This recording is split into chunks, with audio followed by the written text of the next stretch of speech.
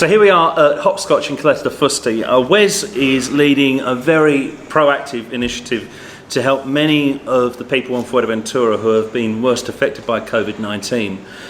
He's a resident of the island himself and is one of the English-speaking community who has been taking action here. WES, great to have you to talk about this. Thank you, great to be here. Yeah, lovely to see you. The lovely hopscotch. Yeah, the lovely hopscotch. Slightly more sober than last time I met, Yes. both of us, I think. You caught me at the end of a very eventful day, the first fundraiser we had here at Hopscotch. So, But big success though, yeah? oh, it was a massive success. Yeah, it's really, great. really So good.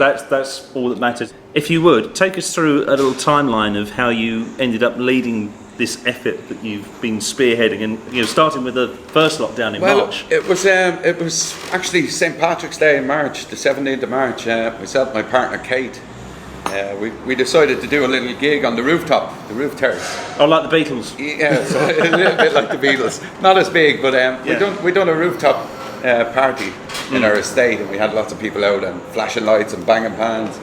And the next day I just talked to Kate, I said, people are really going to need something. They're going to lose work now with this lockdown. I mean, there's going to be bars shutting, there'll be musicians out of work, hotel staff. I just thought, what could we do? What could we generate to help these people out during this time, So it was all kind of a spark that just ignited, and I said, we'll try and do something. What the heck, we can do a fundraiser and see how it goes. Never in our wildest dreams did we expect it to get so big. Here we are several months later, and obviously this is a problem that clearly isn't going away anytime soon. So here you are still leading this campaign. Are you working on your own? Are you working with other people? Well, I have myself and Kate, my partner Kate, we do a lot on our own, but we also have some people who will come along, or they'll transport furniture and stuff. We've got Steve Wood, we've got Larry Pitt, they're our two van drivers. So usually every week we do maybe 2 loads of a van with furniture, clothes, utensils, anything that people really need. And we'll fill the vans twice a week and deliver them to people all over the island. We also have people like Rosie Smith here in Caleta de Fuste. She helps us a lot. If we can't meet somebody in Caleta, she'll come and she'll do the shop for them, or she'll help them out with things if we can't make it. And the same in Coraleco. If there's people need help in Coraleco and we might be in Rosario or Caleta at the time, or have another appointment somewhere, they'll offer to help us with the appointments, So we have got a lot of people that do give us a lot of backing and help us. That's brilliant. So you're not completely. I mean, Not I know you're working own, very hard, but yeah. I mean, besides the financial giving, which we'll talk about in a moment, are you looking for other kinds of help that people can give to you? If you need people to anything move at all. I mean, we're always reaching out to people in different areas if they're in the area and they might be able to help us with something. We're more than happy to take that help. With the likes of food or clothes, if anybody has anything, we accept everything. I mean, our 2 spare rooms at home are just, you can barely open the door. So I am looking to appeal to somebody that might have a storage unit. Right, where if somebody doesn't need something immediately, I could leave it in the storage unit until the time comes when somebody might be looking for that item that we have, Right, okay. At the moment we've got lots of beds and mattresses and stuff. Right. But there's other things to come along. That taking over your house. Yeah, it really is. It's So you need a fair amount of storage space. Yeah, a big storage place would really help. If there's anybody out there. So obviously you're helping lots of people who have hit terrible circumstances. Rock bottom, more or less. Absolutely. Yeah. And how are those people coming forward to you? And I assume that there might even be more people out there that don't know about this effort that's going on. Can they reach out to you for help? It's like a domino effect. If I help somebody in one area, they then proceed to tell a friend that might need the help too. And the friends, people get in contact with me through Facebook. I have to go see the situation they're living in. If I think they need the help the most, then we will help them. But usually people just get through to me on Messenger and Facebook, You have a means testing system where you go and see if these people actually do need help. Yeah. And they're not just taking the money to buy loads of booze and stuff like that. Well, we don't allow alcohol on any of the receipts. Right. What usually happens is I give the people the few bob outside Mercadona. They go into the Mercadona and they do their food shop. But I do tell them before they go in, we don't allow any alcohol or cigarettes on the receipts. Probably one of the most interesting aspects is this thing that you're doing at the supermarkets where you're handing people money outside the supermarket. So Yes. can you just explain how that works? Before I'd meet them at the Mercadona, I actually go along. I'll meet them in person. Right. I'll arrange a day to meet them a time at the Mercadona. Usually I try and keep the times all the same in Caleta, times in Rosario and Right. Coraleco. We were reaching down the south of the island too, but I think there's a young lady down there. She's doing a Yes. similar thing down there. Yeah, I at the know moment. Norbert and all those Yes, people, yeah. but we've been getting contact from people that are living in places now with no electric. Oh my word, right. That's not to say that we help squatters out. I mean, you have squatters go into some estates and they cause problems for the neighbours, Yeah. which is the reason we don't get involved, because we wouldn't like to annoy anybody that's a resident in that area. Yeah. You know? So some of the places that we do visit, they're families that have gone into buildings that have been left by builders, and Yeah. the banks don't own them. So Right. we've helped a few people out in them situations, Right. but they're not actually people that have taken over somebody's property and they've been Yeah. abandoned for many years. You know. Yeah. Are you still able to help people, or have you got as much as you can cope with right Yes, now? we have a big backlog, but if people we get donations every day. The donations take a little bit of time to clear into the bank. So Yeah. I do tell people when they contact me on the day, I say, you'll have to give me a week or two. I get through some of the backlog that we have, and I'll get back to you. And I always get back to people, Yeah. even if it's to tell them, listen, you'll have to wait a little bit longer. It's the best I can do. You know, Yeah. we rely on them donations coming in to help the people. And that we're helping. it's strictly a funds issue, is it? Yes, How yes. how soon you can help people? Yes, exactly. Yeah. The sense that I get from what you're doing is this is a very legitimate campaign, although it's not being led by the government or anything like this. This is something you just decided to step in and Yes, do yes, yeah. with a lot of like-minded and good-hearted people. But really, it's kind of taken on an official identity of It has, itself. yeah. So It it's has kind of, really. as you said earlier on, it's kind of got bigger than you could ever imagine. Yes, the name has become so, widespread on the island, the Coronavirus Relief Fund, that people know it from donating, from getting help from it. They know myself and Kate. I mean, I've met so many more people since doing this on the island that I would have never met in my entire life, you know. Yeah.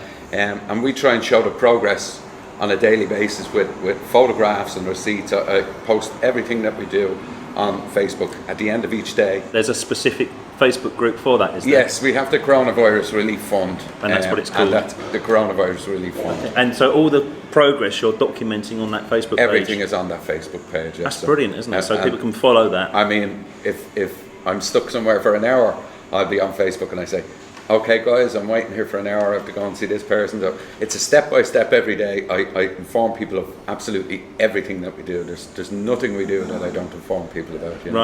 Right. I show photographs of the families that we help, the conditions they live in. Yeah.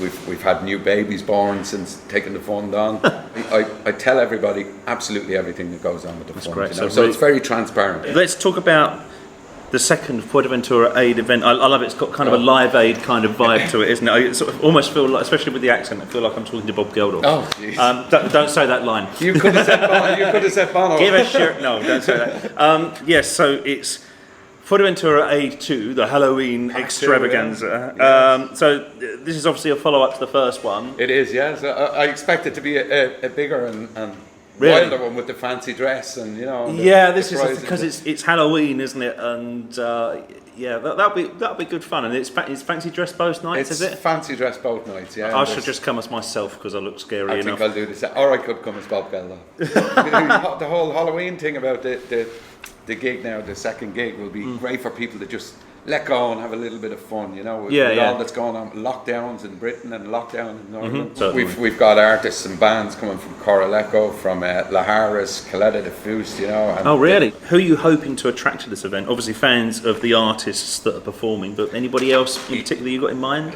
local people that wouldn't normally go out of a night out or think of going to an event like this, and hopefully we can reach a wide range of people on the island. Because obviously, it's not just a late night thing. We kick off at 4 p.m. in the daytime and it goes right through to Right. 11 So p.m. if you're an early bird like I am at the moment, you can then come along early and take in some of the great artists. You can that just have your mug of cocoa at night, go That's to bed, it, yes. and get up early in the morning for work. PJs in bed, yes. Brilliant. Yeah. So why here at Hopscotch? I mean, what makes this a good venue for the event that you're putting on? The venue itself, as you can see if you look around, it's it's such a spacious venue. I think it must be one of the biggest venues on the island. Yeah, so it's good for the social distancing then. Yes, social distancing. So it's very safe. Guidelines and I think it's just it's perfect. The food they do. I mean, Tommy, the first event we had here, Tommy was up in the barbecue and the lads are in the kitchen, and the food they turned out that day was absolutely phenomenal.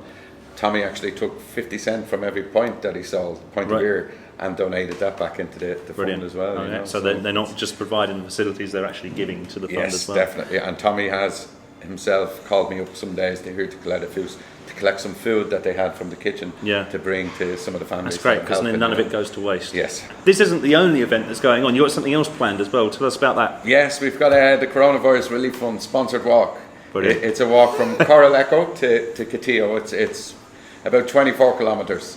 So we have quite a few people involved. It works out about 13 and a half miles. Are there any beer stops along the way? That's the important There are thing. pit stops along the way, but it's strictly water on the walk. Oh, right. Oh, okay. At the end of the walk, we do have a little thing lined up in Retro Bar and Restaurant. Oh, yeah, I know Retros. Yeah. In Retro, they're going to put on a little bit of food for people when we get back. Okay. And then that night, I'm actually doing a gig in Retro that night as well. After you've done the walk? After I've done the walk. Right, okay. So definitely no beer stops for you. That day, if anybody wants to get involved in that walk, they can contact me on Facebook. You know. Okay, right through the page, yeah? Yes, we've got our true messenger to myself, WES BROWNE. Wes, fantastic job. I know that you've got a lot of respect in this community for what you're doing, because you're really going forward, and you've kind of putting yourself on the line, and you've managed to rally people to help as well. So massive kudos to you for that. Thank you very much for joining me for a little chat here. Wish you all the best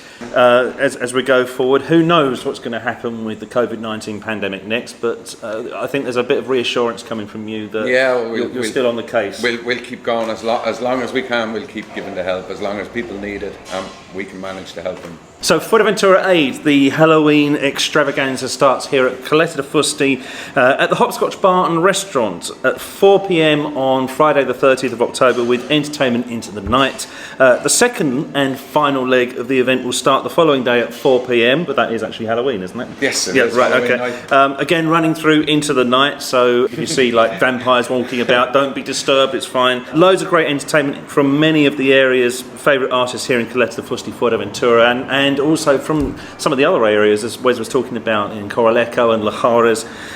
It's going to be great fun. So we'll link you to all the essential details in the description of this video, including the all-important ways that you can donate.